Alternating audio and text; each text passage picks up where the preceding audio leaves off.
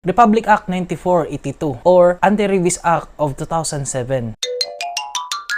Ang purpose ani na balaod para maprotektahan ang mga tao o ang mga kahiyupan against sa rabies para pud ma-prevent or makontrol ang pagkalat sa virus ug para maging responsible ang tanan nag-alaga og hayop. Sugod ta sa mga definition of terms. Ang pagpaak pasabot ana gihawiran o gikitkit gamit ang ngipon na makakos og samad sa tao para sa aning nahiwa, nalubong ang pagsamad or nakagisra. Sunod ang pag-impound sa hayop. Pasabot ana gidakop o gibutang sa kulungan. Euthanasia pasabot, painless na pagpatay sa hayop, dili kay pakurintihan or bunalan. Stray dog or latagaw na hayop, pasabot wala sa balay sa tag-iya o gawas sa kural o consider na nalatagaw, labi na dili na makontrol sa tag-iya ang kanina hayop. Ang responsible owner, kailangan isubmit niya ang iyang alaga sa mandatory registration or pabakunahan niya. Bawal na mag-jogging na walay tali ang